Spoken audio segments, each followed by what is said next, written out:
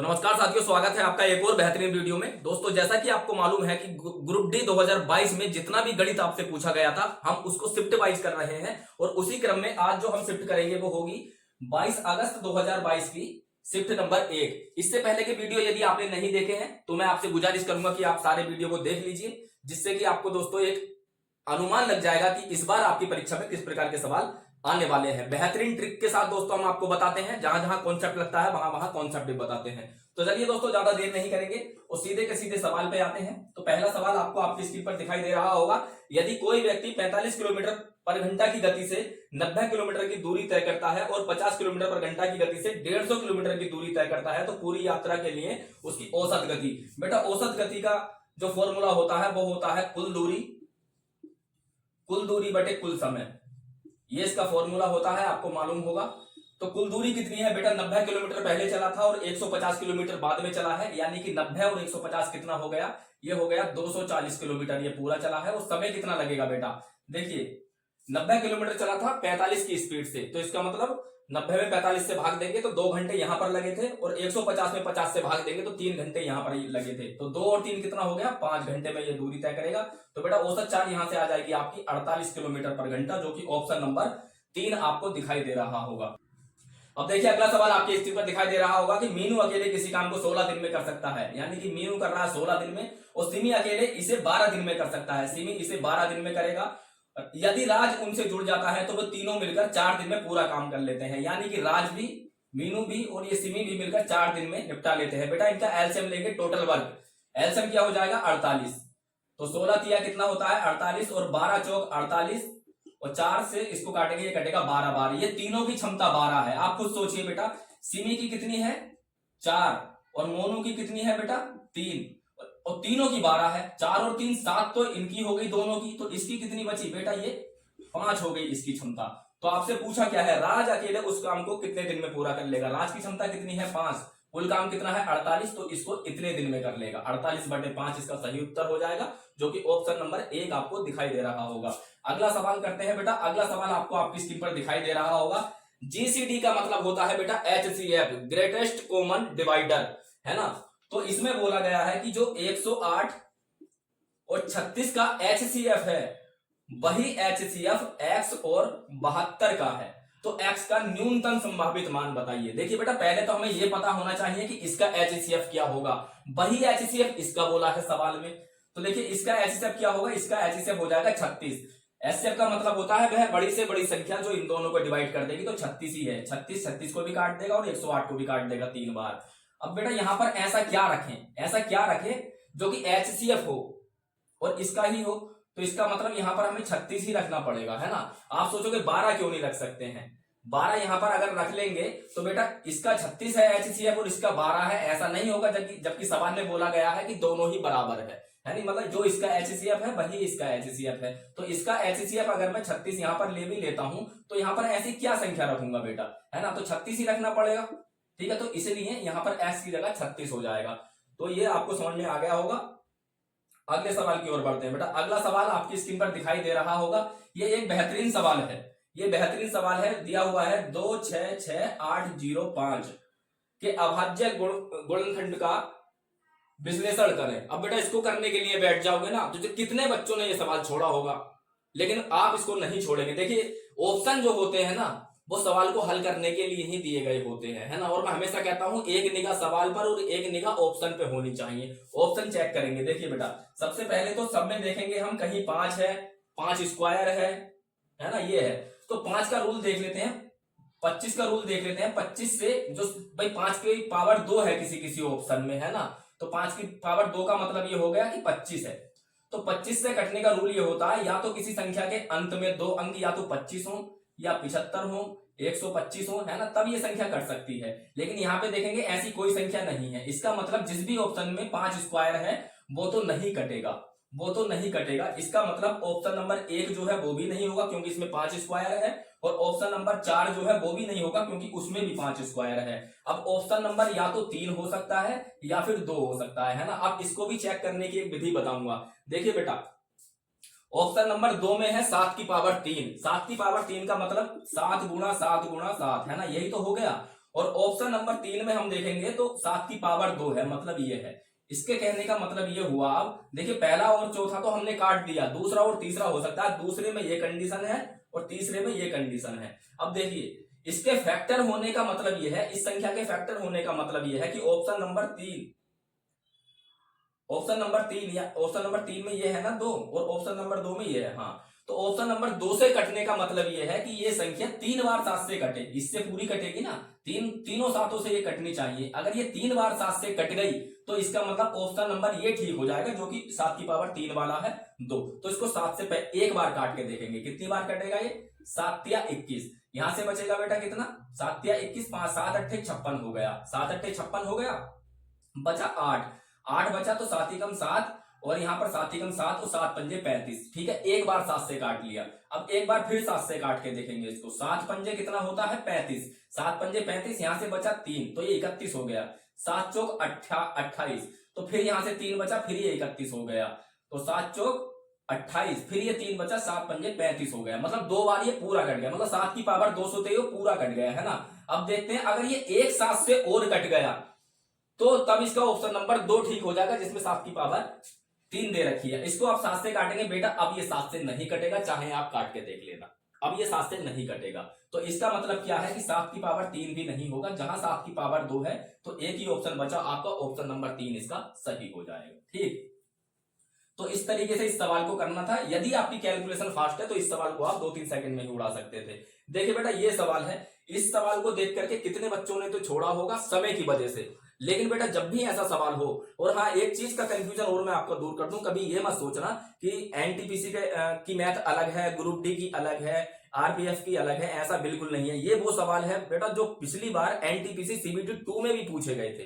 तो मैथ सब बराबर ही होता है, बस आपको ये देखना कि कौन सी कंपनी करा रही है और कौन सा विभाग परीक्षा ले रहा है। विभाग भी एक ही है रेलवे, कंपनी भी एक ही है टीसीएस, तो सवाल सारी परीक्षाओं में समान ही मिलेंगे। अच्छा इस सवाल को करते हैं, इसको कभी भी एक्यूरेट मत करना, लगभग में लीजिए। 15.95 का मतलब है कि 16 हम यहाँ पे लिखेंगे, 4.01 का मतलब है कि हम यहाँ पे 4 ही ले लेते हैं, 13.99 का मतलब है यहाँ पर हम 14 ले लेंगे, और गुणा में 5.13 का मतलब है यहाँ पर हम 5 ही ले लेंगे। अब इसको हल कर लीजिए, देखिए कितना हो गया, 14 पंजे 70 और 16 में से 4 गया, कितना बचा, 16 में से 4 जाएगा तो 12 बचेगा, 70 और 12 कितना हो गया 82। यही इसका सही उत्तर हो जाएगा, जो कि ऑप्शन नंबर आपका 1 है। ठीक है, ये बहुत सारे सवाल बेटा पहले पूछे गए थे और प्रबल संभावना है इस बार भी आपसे पूछे जाएंगे। अगला देखिए, पी क्यू और आर एक काम को क्रम से, देखिए 3 व्यक्ति हैं, पी है, क्यू है और आर है।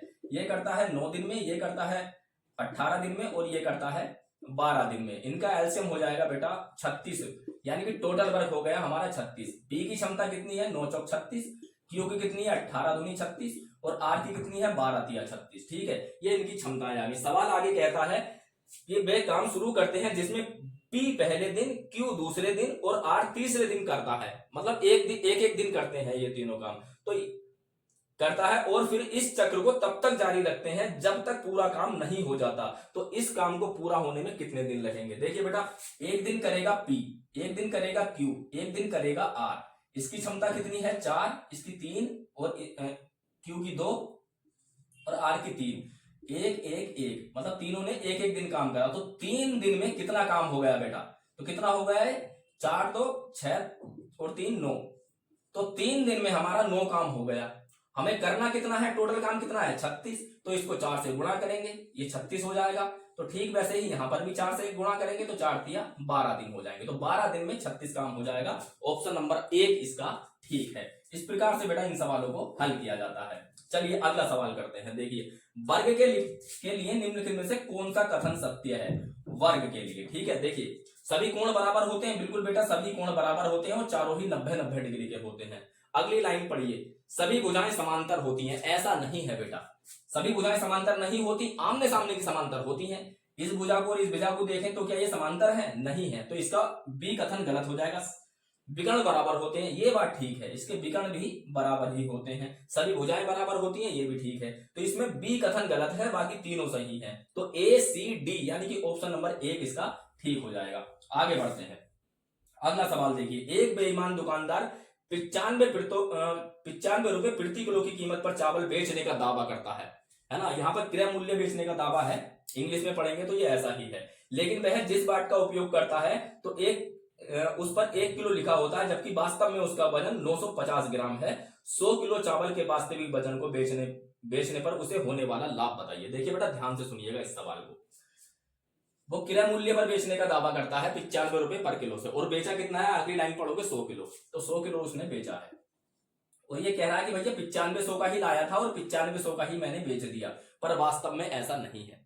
वास्तव में ऐसा नहीं है, क्योंकि उसने इतना तो खरीदा है, अब बेचा कितने में, ये दिखावा कर रहा है कि इतने में लाया हूं मैं, ऐसा नहीं है। कैसा है कि 950 ग्राम दे रहा है वो 1000 ग्राम की जगह, है ना, ये ग्राम में है बेटा दोनों, है ना।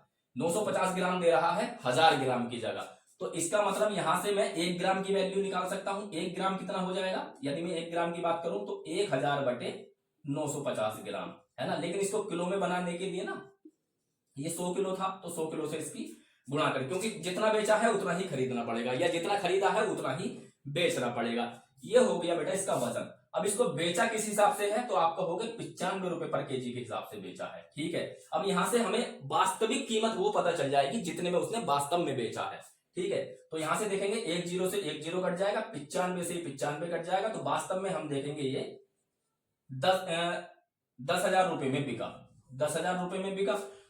अब इसने खरीदा कितने में था, 9500 में, और बेचा कितने में है, 10,000 रुपए में। तो इसका मतलब ये है इसको लाभ कितना हो रहा है बेटा, 500 रुपए का लाभ हो रहा है, और यही ऑप्शन इसका ठीक हो जाएगा, ऑप्शन नंबर 4। यदि समझ में नहीं आया है तो एक बार वीडियो को थोड़ा सा पीछे करके देख लीजिए, दोबारा समझ में आ जाएगा, ठीक है। यहाँ पर इतना समय भी नहीं होता है कि एक ही सवाल को बहुत देर तक समझाया जाए। देखिए बेटा यह 1/4 प्लस में 2/5। अब ऐसा मत करना कि पहले इनको जोड़ दो, नहीं, इसके बाद भाग लगा हुआ है, और इसका मतलब यह है कि इसके बाद में जो होगा उसके पहले भाग लगेगी। कुछ बच्चे यहीं पे गलती कर देते हैं। बेटा 2 ब्रैकेट है, दोनों को खोलने हैं। छोटा वाला जो मझला ब्रैकेट है वो है 2 सही 1/5 माइनस 2, तो ये कितना हो जाएगा, 5 दूनी 10 और 11/5 हो जाएगा। ये 11/5 में से 2 घटाएंगे तो 5 दूनी 10, 11 में से 10 गया तो ये 1/5 हो जाएगा, 1/5, है ना। अब 1/5 की अब अगर दूसरा ब्रैकेट देखोगे तो यहाँ पर गुणा 5 हो रही है, तो इससे ये कट जाएगा, तो कुल मिला के यहाँ पर कितना आया, केवल 1 ही आया, ठीक, 1 ही आया। उसके बाद में क्या है, -2/3 और गुणा में 3/5, ये आपका हो गया। अच्छा, 1 की भाग इसमें लगानी है तो 1 को लिखो या मत लिखो, इसका कोई फर्क नहीं पड़ने वाला है। अब यहां से देखिए 3 से 3 कट जाएगा। अब ये हो गया 1/4 प्लस का 2/5, अब ये माइनस में बचेगा 2/5, ठीक है। अब ये पूरा कट जाएगा तो कितना बचा, 1/4, और यही इसका सही उत्तर है, जो कि ऑप्शन नंबर 4 आपका दिखाई दे रहा होगा, है ना। तो चलिए बेटा एक और एक सवाल आपके सामने है। इसमें दे रखा है कि a प्लस बी बराबर दिया हुआ है 48, और ए बी का मान दे रखा है आपके पास 56, और आपसे पूछा है कि a cube plus B cube का मान बताइए। देखिए बेटा यहां पर हम अनुमान नहीं लगा सकते कि दो संख्याएं ऐसी कौन सी हैं जिनकी गुणा करने पर 56 हो और जोड़ने पर 48 हो, क्योंकि 7 8 56, 7 और 8 को जोड़ेंगे तो 15 ही आएगा, है ना। 14 चौका 56, 14 और 6 को जोड़ेंगे तो 20 आएगा। मतलब अनुमान नहीं लगा सकते। तो सवाल की डिमांड है कि इसके हल ही करना है। इसका फॉर्मूला लगा दीजिए, a प्लस बी ब्रैकेट में a प्लस बी का होल स्क्वायर और माइनस का 3ab। अब यहां पर मान रख दीजिए, इसकी जगह क्या हो जाएगा 48, 48 का स्क्वायर कितना होता है 2304, माइनस का 68 की यहां गुणा कर दीजिए, सॉरी 56 की, क्योंकि ए बी बराबर 56 दिया हुआ है ना, ये कितना हो जाएगा 150 और 18 168, ठीक है, इतना हो गया, ये ब्रैकेट में है। तो अब इसको घटा दीजिए आप, देखिए 14 में से 8 जाएगा तो 6, 9 में से 6 जाएगा तो 3, 2 में से 1 जाएगा तो 1, और ये 2 वैसे ही आ जाएगा, और गुणा में हमें करना है 48। अच्छा 48 को मैं कैसे लिख सकता हूं, 48 को मैं लिख सकता हूं 50 माइनस 2। ये ऐसा क्यों करा, क्योंकि 5 की गुणा करना आसान होता है, ठीक है। आपका तरीका है, आप या तो खुद कैसे भी अच्छा इसको मिटा रहा हूं मैं, क्योंकि नीचे शायद आपको नहीं दिखाई देगा तो मुझे ऊपर ही लिखना पड़ेगा।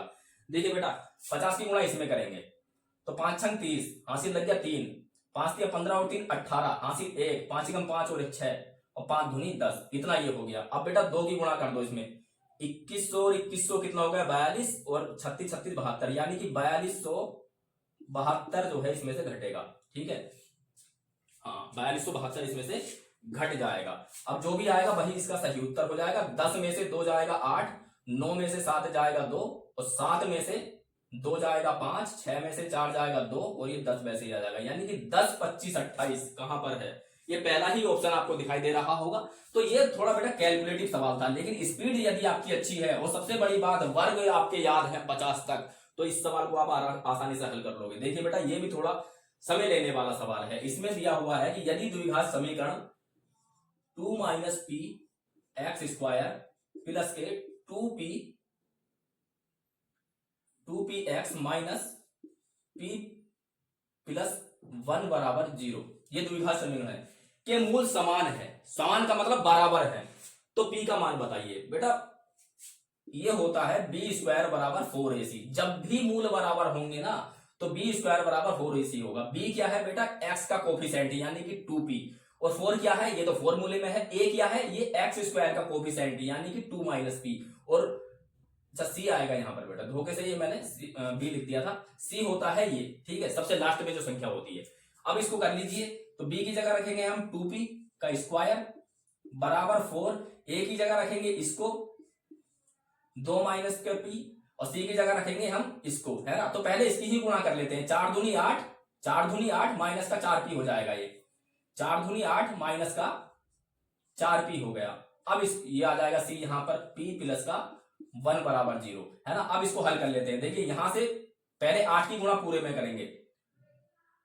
अच्छा सॉरी दोस्तों, ये माइनस का है ना, ये माइनस का है, ये गलती मत कर देना। ये p प्लस 1 है, वरना पूरा सवाल गलत हो जाएगा अगर यहाँ पर चिन्ह भूल गए तो इस माइनस के अंदर गुणा कर देते हैं। अंदर गुणा कर देंगे तो दोनों प्लस के हैं, दोनों माइनस के हो जाएंगे। तो यहां से हटा के इसको अंदर ले जाते हैं और ये दोनों ही माइनस के हो जाएंगे। अब ठीक है, इतना आपको समझ में आ गया होगा। अब कर लेते हैं गुणा। देखिए इसकी गुणा इसमें होगी तो माइनस का 8p, 8 की गुणा जब माइनस 1 में होगी तो ये कितना हो जाएगा, माइनस का 8, माइनस 4p की गुणा माइनस p में होगी तो ये हो जाएगा प्लस का, क्योंकि माइनस माइनस की गुणा प्लस हो जाती है, तो 4p स्क्वायर।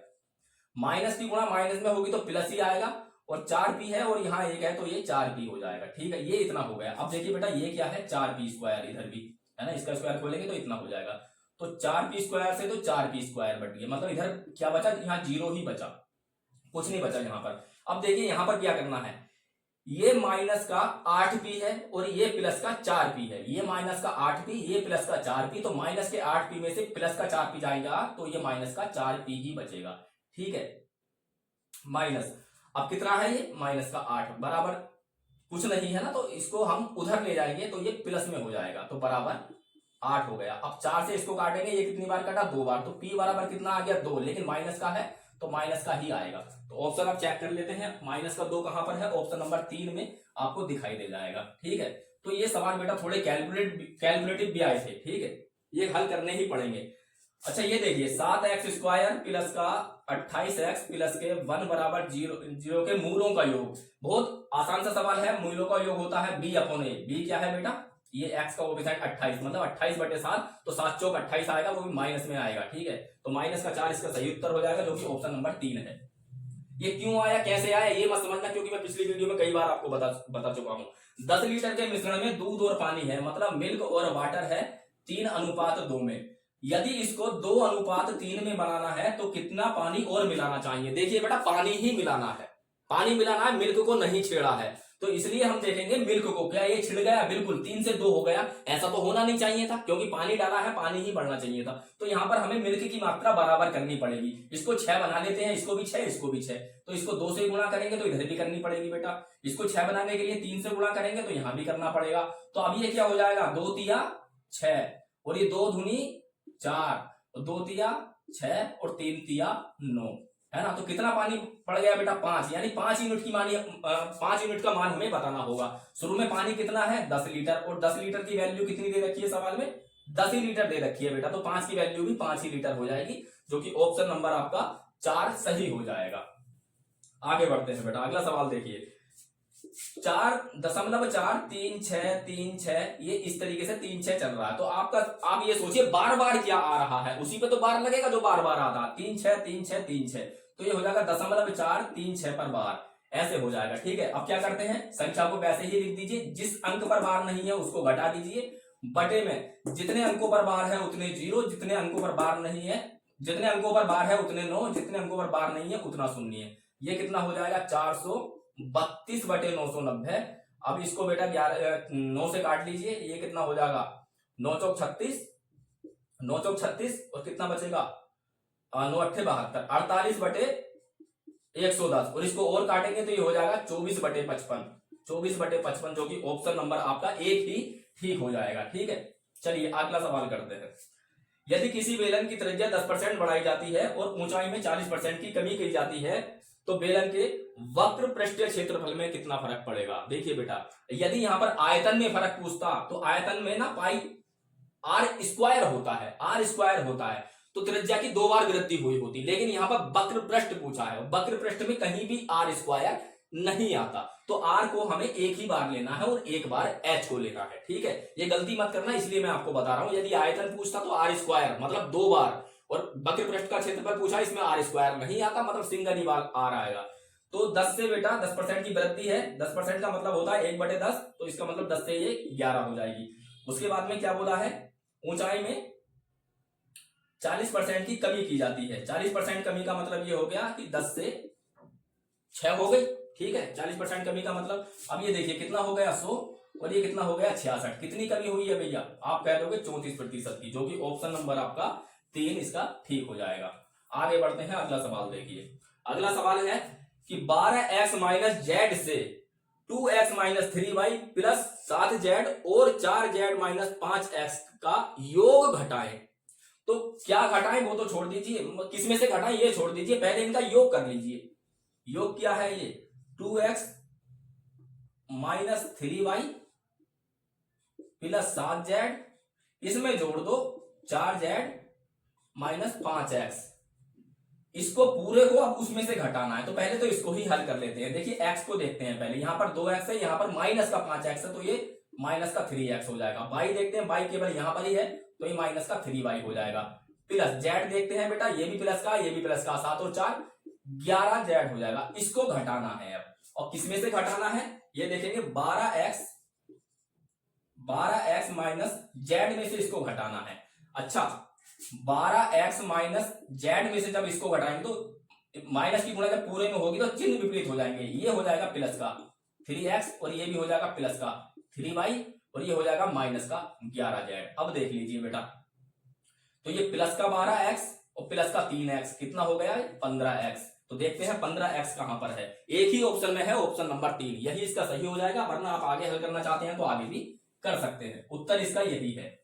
इतना ही चेक करना होता है एग्जाम में, पूरा हल करके हमें किसी को नहीं दिखाना, हमें केवल अपना एग्जाम से मतलब है, अपने सही सवाल से और सही ऑप्शन से मतलब है। देखिए नीचे दी गई सर्व समीकरणों में से कौन सी नहीं है, ये तो ये बेसिक सा क्वेश्चन है। यदि आपको इसकी सर्व समीकरण पता है तो इसका जवाब दे सकते हैं, नहीं पता है तो इसका कोई मामला तो है नहीं। देखिए बेटा, tan square theta plus coat square theta बराबर 1, ऐसा हमने तो सुना नहीं, तो हमें तो यही गलत लग रहा है, क्योंकि sine square theta plus cos square theta 1 होता है, cosine square theta minus cot square theta बराबर भी 1 होता है, और sec square theta minus tan square theta बराबर भी 1 होता है। तो पहला ही उत्तर इसका सही है। देखिए बेटा, ये सवाल देखिए, पाई बराबर 22/7 लेना है, एक बेलन का कुल पृष्ठीय क्षेत्रफल ज्ञात कीजिए यदि इसके आधार की त्रिज्या 7 और ऊंचाई 8 है। देखिए बेटा, 11 का मल्टीपल चेक कर लीजिए, जो 11 से कट जाएगा वो उत्तर हो जाएगा। तो ऑप्शन नंबर 4 ही एकमात्र ऐसा है 660 जो कि 11 से कट रहा है। अब ये मत पूछना 11 से क्यों चेक करा है, क्योंकि मैं पिछले वीडियो में बहुत बार आपको बता चुका हूं, यही इसका सही उत्तर है। परीक्षा में ऐसे ही करना होता है बेटा।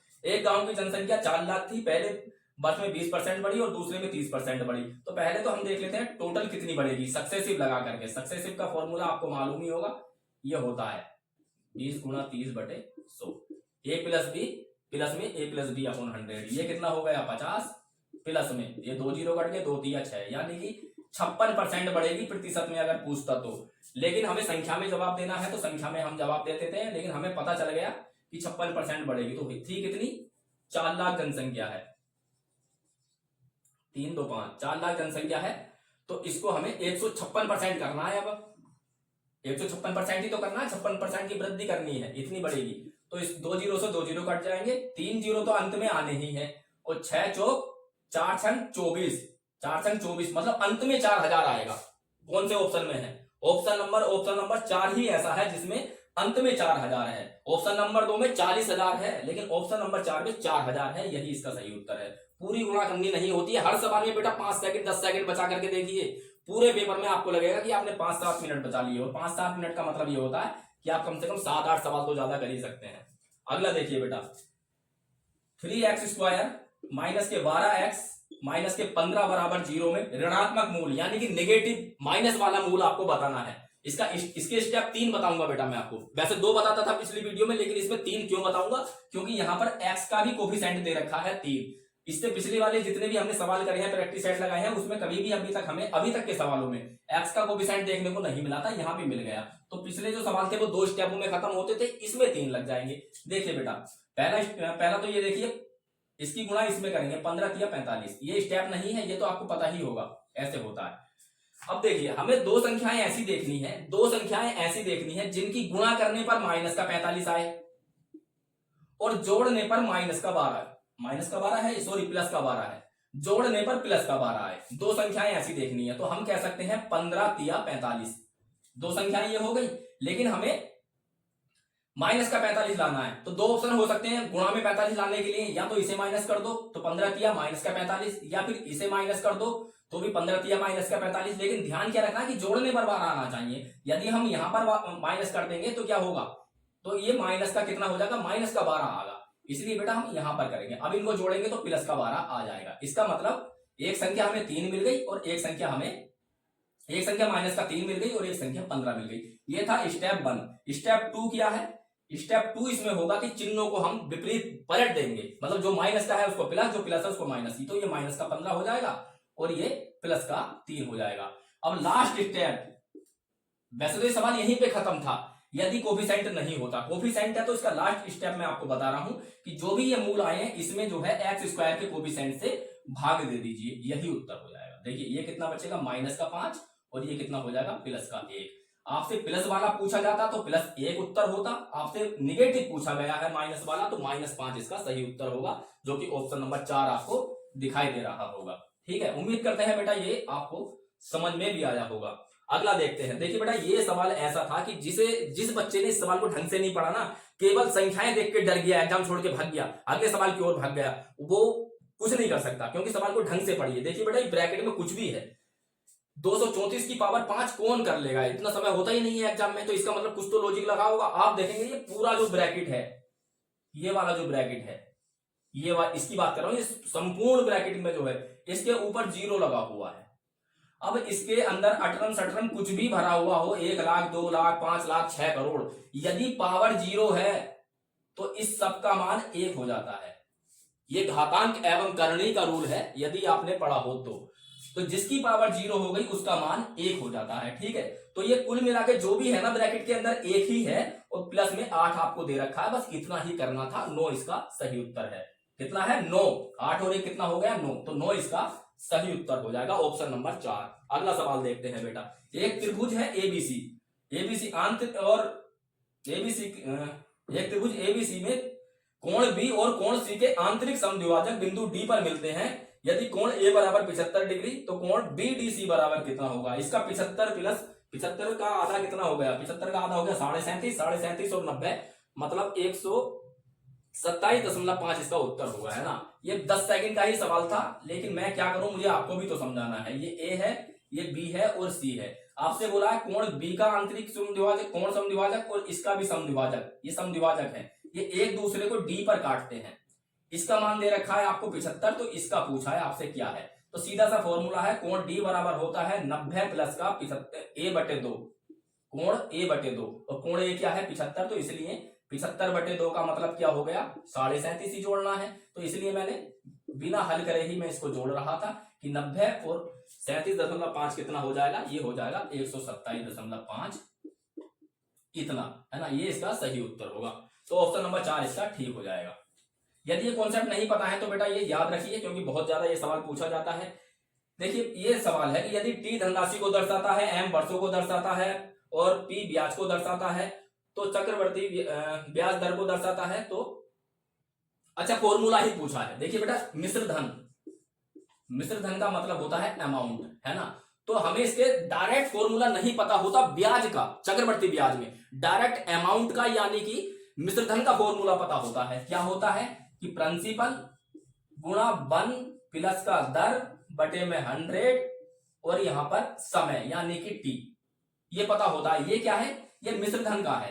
लेकिन ब्याज यदि निकालना हो तो क्या करेंगे भाई, मिश्र धन में से मूलधन घटा दो, मूलधन क्या है P, इसको घटा दो, ये ब्याज बन गया, ये ब्याज का फॉर्मूला हो गया। अब जो जो सवाल में बोला है वो हम कर देते हैं। देखिए ये धनराशि है, इसकी जगह क्या लिखना है T, धनराशि को T कहा गया है, और वर्षों की संख्या जो T है इसको M कहा गया है, तो यहां पर ये T ही हो जाएगा P, और P ब्याज दर को R की जगह यहां पर P, ये तो जहां ऐसा दिख जाए वो इसका उत्तर है। तो ऑप्शन नंबर पहला ही मुझे इसका ठीक लग रहा है, यही इसका सही उत्तर होगा। ये फॉर्मूला था, तो फॉर्मूला ही आपसे पूछ लिया। अच्छा ये बारंबारता का सवाल है बेटा, है ना, इसको मैं एक बार बना लेता हूं। तो देखिए बेटा ये सवाल मैंने यहां पर लिख दिया है। अब मैं इसका फॉर्मूला बताता हूं। माध्यिका आपसे पूछी है, तो माध्यिका का जो फॉर्मूला होता है वो मैं यहां पर लिखे दे रहा हूं।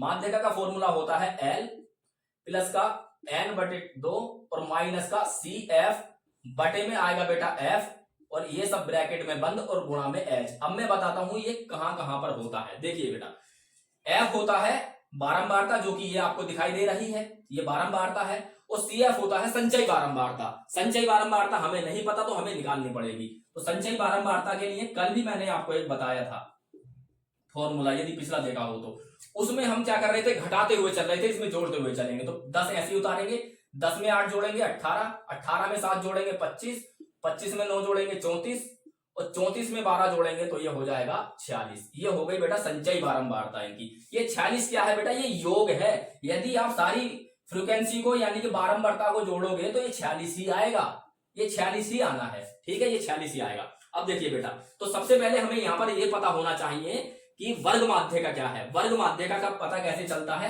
n/2 से, है ना, n/2 से क्या पता चलता है, वर्ग माध्यिका का पता।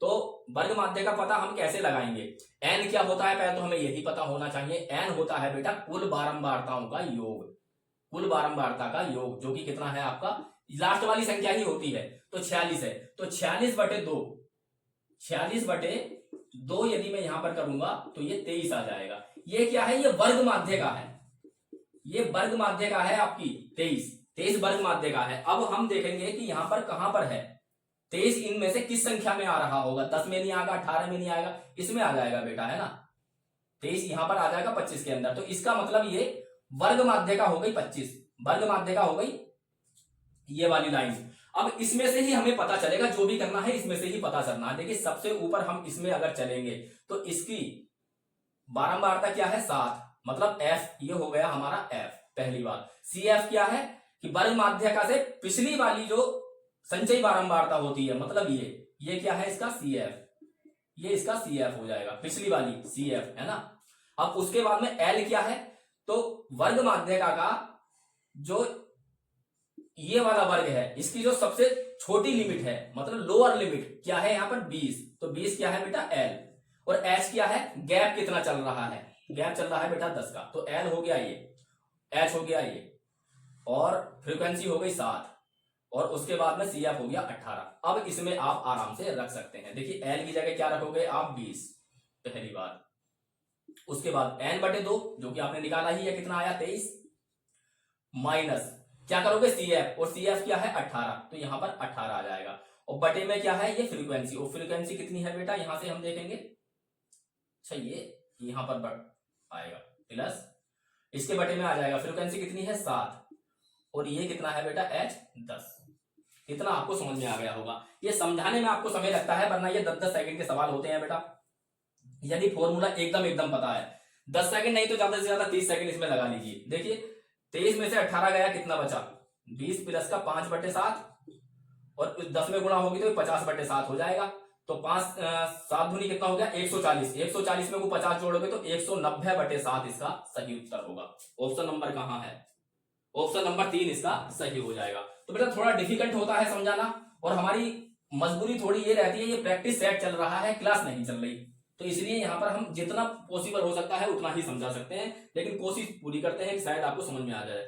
एक चक्रीय चतुर्भुज के विपरीत कोणों का अनुपात 3:7 है, तो दोनों में से बड़े कोण की माप बताइए। देखिए बेटा चक्रीय चतुर्भुज के विपरीत कोणों का योग होता है 180, और यदि आप इन अनुपातों को जोड़ोगे तो इनका योग हो रहा है 10, यानी कि 10 अनुपात का मान 180 है। कितने गुना पर है 18 गुना पर। तो आपसे पूछा है बेटा बड़े कोण, बड़ा कोण कितना है 7 के अनुपात में, तो इसका मान ली बेटा 18 गुना पे हो जाएगा, 18 सत्ते 126 इसका सही उत्तर है, जो कि ऑप्शन नंबर 1 आपको दिखाई दे रहा होगा। तो ये थे बेटा आपके 25 के 25 पूरे सवाल। उम्मीद करते हैं कि आपको समझ में भी आया होगा। मैं आपको एक थोड़ी सी बात बताना चाहूंगा यहाँ पर कि हमने जो है एक सीरीज शुरू करने का फैसला लिया है कि जितने भी 2025 में सवाल हुए हैं, अब मैं उसको या तो शिफ्ट वाइज भी करा देता जैसे कि ये कराया है, लेकिन हमने सोचा है कि उसमें से छांट के चैप्टर वाइज कराए जाएं। मतलब चक्रवर्ती ब्याज के जितने सवाल हैं उनको एक तरफ छांट लिया जाए, साधारण ब्याज के कितने हैं उन्हें एक तरफ को छांट लिया जाए, है ना। उस तरीके से चैप्टर वाइज छांट करके आपको समझाया जाए और उसको बताया जाए, जो भी 2025-24 में आपके एग्जाम हुए हैं रेलवे के, क्योंकि यही ट्रेंड आपकी ग्रुप डी में देखने को मिलेगा, तो उसमें थोड़ा वक्त मिलेगा। यदि आप उस चीज का फायदा उठाना चाहते हैं तो गुजारिश है आपसे हाथ जोड़कर चैनल को जरूर सब्सक्राइब कर लीजिए, और हमारी मेहनत पसंद आई है तो बेटा वीडियो को जरूर लाइक करके जाना। मिलते हैं अगले वीडियो में, तब तक के लिए जय हिंद, नमस्कार।